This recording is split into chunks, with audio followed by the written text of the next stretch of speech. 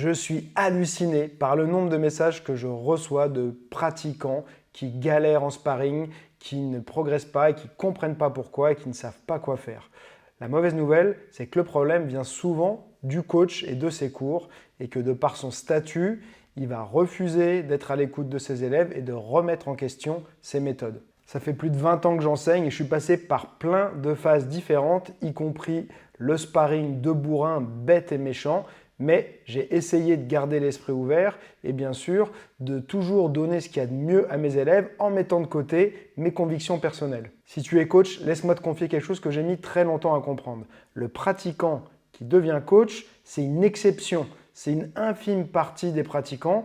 Tu es donc différent de tous les autres. Et ça veut dire que ta manière de penser, ta manière de t'entraîner, ta manière de réfléchir, de concevoir l'entraînement et la pratique est radicalement différente de celle de tes élèves et ça va te demander de t'adapter et surtout de faire des concessions. Surtout si, comme dans la majorité des clubs, tu t'adresses à des pratiquants loisirs. Il faudra vraiment que tu te mettes dans leur peau, pas dans la tienne, pas forcément ton parcours à toi. Il va falloir se détacher de ton parcours à toi, bien sûr, garder les leçons que tu as retenues et tout à travers ta pratique, mais voir ça d'un œil différent de quelqu'un qui est là juste pour du loisir, qui n'a pas une implication comme toi, tu as pu l'avoir puisque tu es devenu coach. Maintenant que ça c'est dit, on peut avancer. Je vais te faire part de tout ce que j'ai pu observer tout au long de ma carrière et tu vas vite te rendre compte que la plupart du temps, le problème ne vient pas des élèves, mais plutôt de la manière dont les coachs structurent leurs cours.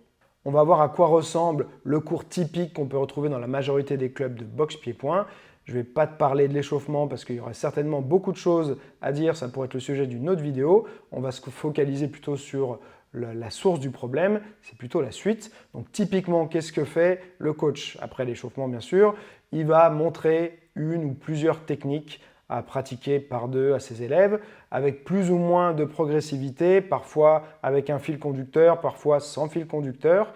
Et puis, une fois qu'ils ont travaillé un certain temps les techniques, on dit à tout le monde, c'est l'heure de se taper sur la gueule et c'est parti pour les sparring. C'est ultra simplifié, mais je pense que ça résume pas mal 90% des cours collectifs. Pour moi, c'est un peu comme si tu passais ton permis voiture, tu as ton code et ça s'arrête là. On te dit, c'est bon, tu sais conduire, tu sais quoi faire, viens, on prend la voiture, je t'emmène sur la place de l'Étoile, t'inquiète pas, tu as ton code, tu sais conduire. Déjà, il y a peu de chances que tu arrives à aller jusqu'à la place de l'Étoile, sauf si tu y es déjà, et c'est sûr que tu n'arriveras pas à la passer. Tu vas soit te figer, soit avoir un accident, mais ce sera la catastrophe. Et le résultat, c'est que tu n'auras peut-être plus jamais envie d'essayer de conduire parce que tu auras vécu ça comme un mini-traumatisme et tu te seras senti incapable. Et c'est exactement ce que vont ressentir la majorité des élèves quand tu vas leur faire du sparring sans bien les avoir préparés.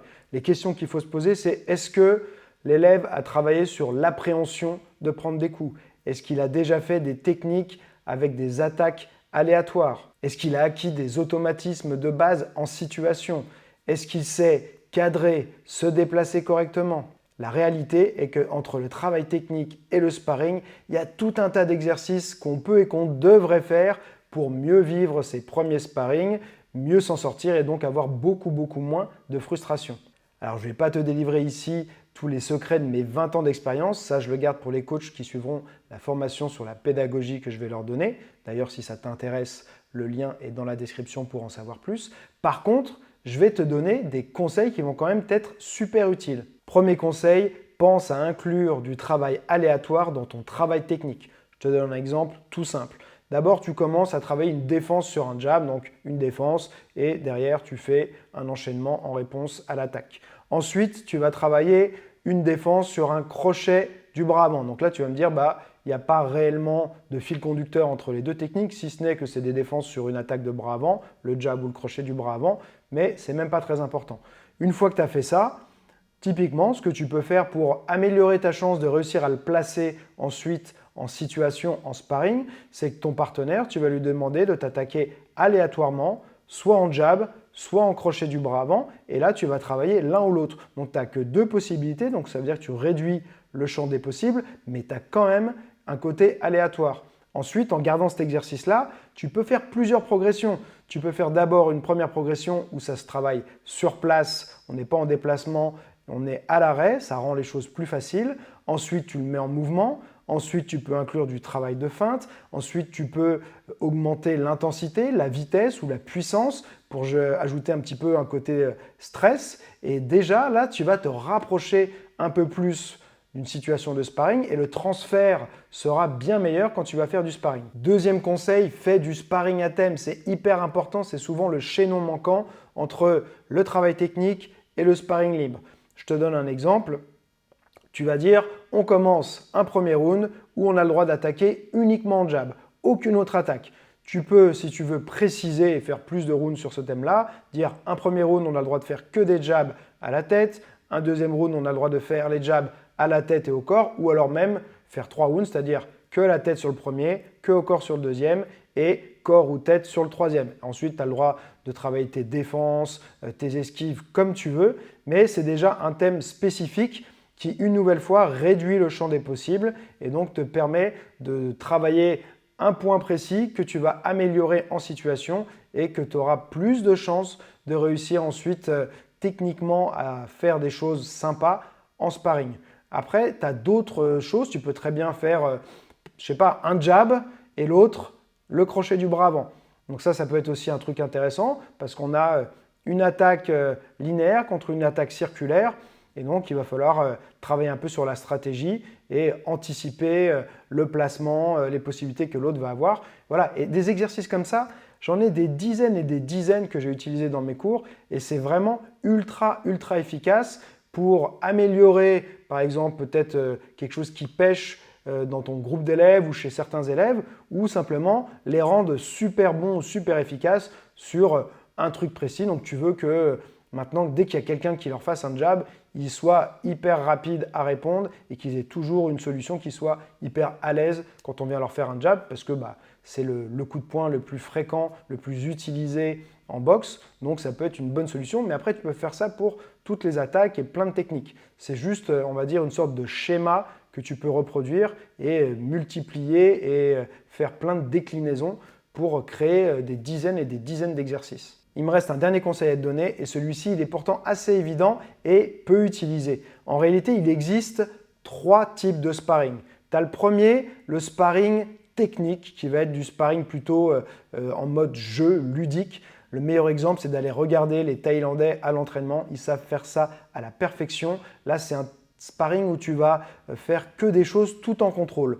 C'est à la touche. Tu dois contrôler chaque technique que tu envoies, pouvoir l'arrêter si nécessaire. Mais idéalement, tu vois les Thaïlandais qui le font même sans protection. Ça peut être sans gants, sans protège tibia, sans rien, parce que tout est contrôlé, tout est maîtrisé. C'est hyper important parce que dans ce type de sparring, souvent, tu vas prendre un côté un peu jeu. Tu vas pouvoir t'amuser, quand tu développes le bon contrôle, tu peux commencer à mettre un peu de vitesse, mais tu restes vraiment hyper léger à la touche. C'est un peu comme jouer à chat, mais version boxe. Et vraiment, c'est hyper plaisant. Et pour le développement technique, il n'y a rien de mieux. C'est pour ça que les Thaïlandais le font tout le temps, parce qu'eux, ils combattent fréquemment, donc ils ne peuvent pas se permettre de s'abîmer à l'entraînement. Donc, pour travailler leurs réflexes, leurs automatismes et essayer de progresser en continu sur le plan technique, ils privilégient ce type de sparring qui est vraiment pour moi ce par quoi il faut commencer. Et même c'est la forme de sparring à privilégier pour tout le monde. Deuxième forme de sparring, le sparring appuyé. Donc là, on est plutôt à 70-80% maximum, on va dire, de sa puissance. Forcément, là, il y a quand même un peu plus de tension, un peu plus d'enjeu. Donc, on va travailler aussi sur l'aspect quand même stress de recevoir un coup. Et on ne va pas forcément se permettre les mêmes choses que dans le sparring technique. Dans le sparring technique, tu peux te permettre de tenter des choses un peu risquées ou un peu farfelues, peu importe, pour te aussi développer ton propre style. Là, tu vas plus jouer la carte de la sûreté. Tu veux pas prendre de coups parce que malgré tout, un coup à 70-80%, c'est quand même un coup qui peut faire mal. Donc là, on se rapproche plus d'une vraie situation, mais on est quand même en dessous d'un sparring à plein pot. Et donc, au niveau de l'intégrité physique, c'est une bonne alternative pour gérer son stress, voir comment on réagit en situation, mais tout en se préservant. Et pour finir, la troisième forme, c'est le sparring au KO, le plein pot. Donc celui-ci, malheureusement, c'est souvent celui qui est le plus pratiqué Et il y a une chose qu'il faut savoir, c'est que les boxeurs qui vont avoir des problèmes au niveau du cerveau en vieillissant, parce que souvent, ce n'est pas tout de suite, hein, mais ça, après, on ne le voit pas, parce qu'il y a aussi les grands champions et tout, il y en a certains qui sont connus pour ça, mais il y a tous ceux qui ne sont pas connus, mais qui passent par là, eh bien, ce n'est pas médiatisé et on ne le sait pas. Mais il faut savoir qu'en réalité, souvent, on se dit « Oh là là, il a fait le combat de trop, ou je ne sais quoi ».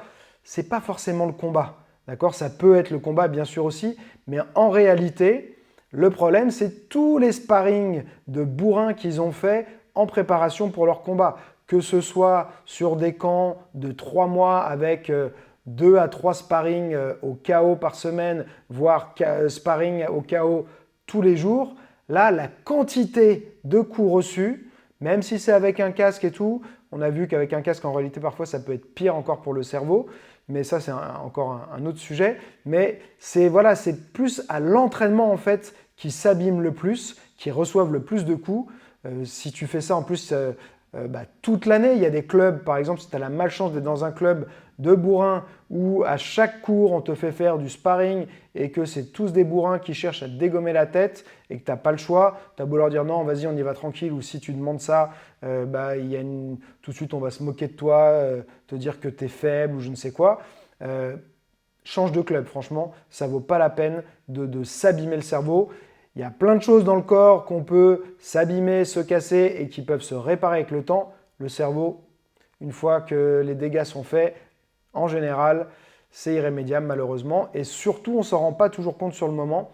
Et par contre, le jour où ça arrive, là, on regrette amèrement. Donc vraiment, le sparring au KO, pour moi, ça devrait être réservé aux compétiteurs, amateurs ou professionnels qui ont bien conscience des risques encourus. Mais pour moi, pour les loisirs, ça n'a aucun sens de faire du sparring comme ça. Même s'il y en a qui vont aimer l'adrénaline et qui ont besoin de se prouver quelque chose, franchement, ce n'est pas du tout intéressant. Ou alors, il faut faire ça avec quelqu'un qui a une vraie maîtrise, qui va pouvoir avoir du discernement le moment où il a touché durement, de ne pas continuer et de ne pas faire des dégâts vraiment importants au niveau du cerveau. Parce que, comme je te l'ai dit, il n'y a pas de retour en arrière. Et si ton cerveau ne fonctionne plus bien, ta vie, tu ne vas franchement pas l'apprécier. Allez, on se fait un petit récap. Premier conseil, inclure des exercices aléatoires régulièrement dans ton travail technique. Deuxième conseil, inclure des exercices intermédiaires entre le travail technique et le sparring, comme du sparring à thème ou d'autres choses dont je t'ai parlé, qui vont te permettre de prendre confiance et mieux réussir à placer les techniques apprises en situation. Et troisième conseil, privilégier quasiment tout le temps le sparring technique versus le sparring appuyé ou encore moins au KO.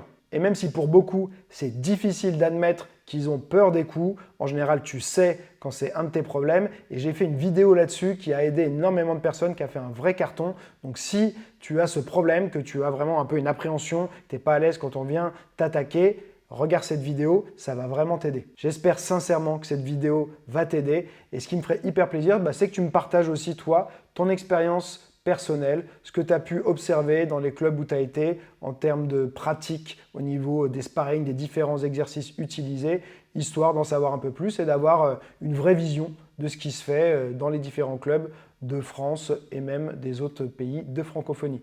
N'oublie pas, celui qui croit savoir n'apprend plus, alors garde l'esprit ouvert.